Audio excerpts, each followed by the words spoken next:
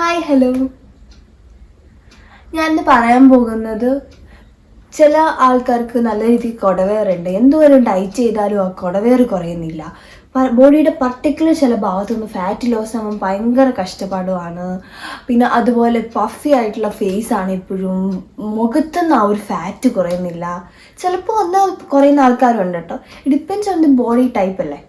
So അതിനെപ്പറ്റി സംസാരിക്കാനായിട്ടാണ് ഞാനിവിടെ വന്നിരിക്കുന്നത്. പക്ഷേ എല്ലാം കോൺസെൻട്രേറ്റ് ചെയ്യുന്നത് ആ ഒരു ടോപ്പിക്കിലേക്കല്ല. ആ ടോപ്പിക്ക് എന്തുകൊണ്ടാണ് ഇങ്ങനെ ഉണ്ടാകുന്നത്, എന്താണ് അതിൻ്റെ റീസൺ, അതെങ്ങനെ മാറ്റാം എന്നൊക്കെയുള്ള ടിപ്സായിട്ടാണ് ഞാൻ വന്നിരിക്കുന്നത്. നമ്മൾ ഇങ്ങനത്തെ ഒരു കാര്യം വരുമ്പോൾ ചെയ്യേണ്ടത് നല്ല രീതിക്ക് ഫിസിക്കൽ ആക്ടിവിറ്റി ചെയ്യുക, നല്ലൊരു പ്രോപ്പർ ഡയറ്റ് എടുക്കുക. അങ്ങനെ ചെയ്ത് കഴിയുമ്പോഴത്തേനും ഫാറ്റ് ലോസ് ചെയ്തു തുടങ്ങും. അത് ബോഡീൻ്റെ ചിലപ്പോൾ ഫാറ്റ് ഡിപ്പെൻഡ്സ് ഓൺ ദ ബോഡിയാണ്. എങ്ങനെയാണ് ഡിസ്ട്രിബ്യൂട്ട് ചെയ്തെന്നുള്ളത് നമുക്കങ്ങനെ വലിയ രീതിക്ക് ഐഡിയ ഒന്നും കാണത്തില്ല. അത് ബോഡി ഡിസ്ട്രിബ്യൂട്ട് ചെയ്തതനുസരിച്ചിരിക്കും. ചിലപ്പോൾ ഏറ്റവും കൂടുതൽ അവൈലബിൾ ആയിട്ടുള്ള ഫാറ്റിനെ ആയിരിക്കും ആദ്യം ബോഡി ലൂസ് ചെയ്യിപ്പിക്കുക. അങ്ങനെ വന്നു കഴിയുമ്പോൾ ചിലപ്പോൾ ഈ വയറിൻ്റെ ഭാഗത്തു നിന്നുള്ളവർക്ക് ചിലപ്പോൾ ലാസ്റ്റ് ആയിരിക്കും ആ അവൈലബിലിറ്റി ഉള്ളത്. സോ അതിനനുസരിച്ച് ചേഞ്ചസ് വരും. സോ എന്തുകൊണ്ടാണ് ഈ വയറൊക്കെ ചാടുന്നതെന്നൊക്കെ പറഞ്ഞു കഴിഞ്ഞാൽ നമുക്ക് ബോഡിക്ക് ചിലപ്പോൾ ഞാൻ പറയാം ഈ പറയുന്ന ലൈഫ് സ്റ്റൈൽ പ്രോബ്ലംസ് അല്ലാണ്ട് അപ്പാർട്ട് ഫ്രം ദാറ്റ് നമുക്ക് കൂടെ കിട്ടുന്ന ഒരു കാര്യമാണ് സ്ട്രെസ്. ഈ സ്ട്രെസ്സിൻ്റെ ബേസിസിലും നമുക്ക് ഈ വയറ് ചാടാം. ബേസിക്കലി ടമ്മി ഫാറ്റ് എന്ന് പറയുന്നത് എത്ര ഡയറ്റ് ചെയ്യുന്ന ആൾക്കാരാണെങ്കിലും ചെറുതായിട്ടെങ്കിലും ഒരു വയറ് ചാടിയിട്ടുണ്ടെങ്കിൽ അത് ഉറപ്പായിട്ടും സ്ട്രെസ് ഹോർമോൺ വഴിയുള്ളതാണ്. എന്ന് പറഞ്ഞു കഴിഞ്ഞാൽ കോർട്ടിസോൾ എന്ന് പറഞ്ഞ ഹോർമോണിൻ്റെ അഡ്രീനൽ ഗ്ലാൻഡ് പ്രൊഡ്യൂസ് ചെയ്യുന്നതാണ്. അഡ്രീനൽ ഗ്ലാൻഡ് കിഡ്നിയുടെ മുകളിലായിട്ടൊരു ട്രയാങ്കുലർ ഷേപ്പിൽ കാണപ്പെടുന്നതാണ്. സോ ഈ അഡ്രീനൽ ഗ്ലാൻഡ് പ്രൊഡ്യൂസ് ചെയ്യുന്ന കോർട്ടിസോൾ ഹോർമോണാണ് which is responsible for mainly tummy fat, പിന്നെ അതുപോലെ ഈ പഫി ആയിട്ടുള്ള ഫേസ്, ഒരു ജോ ലൈൻ. ഇപ്പം കറക്റ്റായിട്ട് ജോ ലൈനൊക്കെ ആൾക്കാരാണ്, പക്ഷെ അങ്ങനത്തെ ഡിഫൈൻഡ് അല്ലാത്ത ഫേസൊക്കെ ഉള്ളവർക്കൊക്കെ ബേസിക് ആയിട്ടുള്ള കാരണം എന്ന് പറയുന്നത് കോർട്ടിസോളാണ്. നമുക്ക് എല്ലാം കോർട്ടിസോളിൻ്റെ കാരണം എന്ന് പറയാൻ പറ്റില്ല. ലൈഫ് സ്റ്റൈൽ പ്രോബ്ലംസും ഉണ്ട്. പക്ഷേ മെയിൻ ആയിട്ടുള്ളത് നമുക്ക് ഇപ്പോൾ നോക്കുകയാണെന്നുണ്ടെങ്കിൽ ഒരുമാതിരിപ്പെട്ട 90% ആൾക്കാർക്കും സ്ട്രെസ് ഉണ്ട്. സ്ട്രെസ് കൂടുന്നതനുസരിച്ച് ഈ പറയുന്ന കോർട്ടിസോളിൻ്റെ അളവ് കൂടുകയാണ് ചെയ്യുന്നത്. ഈ കോർട്ടിസോൾ കൂടുന്നു, അതുപോലെ തന്നെ അത് ബോഡിയിൽ അത് ഫാറ്റ്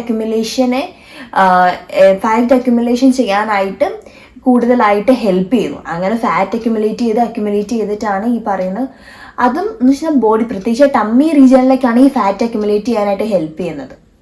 ഓക്കെ, സോ കോർട്ടിസോളിൻ്റെ അളവ് കുറയ്ക്കുക എന്നുള്ളതാണ് നമുക്ക് മാക്സിമം ചെയ്യാൻ പറ്റുന്ന കാര്യം.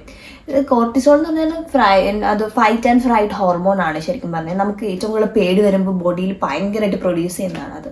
സോ അത് കുറയ്ക്കാന്നൊക്കെ പറഞ്ഞു കഴിഞ്ഞാൽ എന്താ ചെയ്യേണ്ടതെന്ന് പറഞ്ഞു കഴിഞ്ഞാൽ ഈ പറയുന്നത് വെച്ചാൽ ഹാപ്പി ഹോർമോൺസിന് നല്ലൊരു പങ്കുണ്ട് ഈ സ്ട്രെസ് ഹോർമോൺസിനെ കുറയ്ക്കുന്നതിൽ. അതെങ്ങനെ ഇൻക്രീസ് ചെയ്യാൻ പറ്റുമെന്ന് നോക്കാം.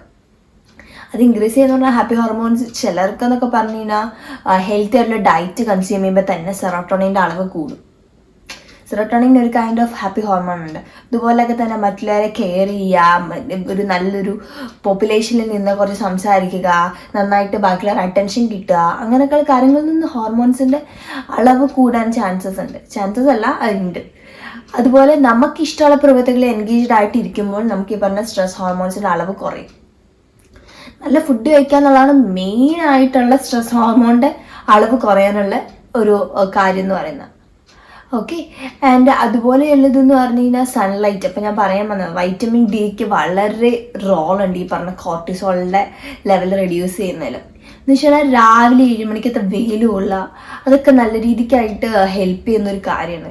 7 മണിക്കത്തെ വെയിൽ എന്ന് വെച്ചാൽ നിസ്സാരമല്ല. ലൈക്ക് ഞാൻ ഉദ്ദേശിച്ച വെയിലെന്ന് പറഞ്ഞു കഴിഞ്ഞാൽ ചിലപ്പോൾ ഇപ്പോൾ 7 മണിക്കത്തെ വെയിൽ കുറച്ചൊക്കെ ഹാർഡായി തുടങ്ങി കാണും. പക്ഷേ ഒരു ലൈറ്റായിട്ടുള്ളൊരു വെയിൽ കൊള്ളുന്നതുകൊണ്ടൊരു കുഴപ്പമില്ല.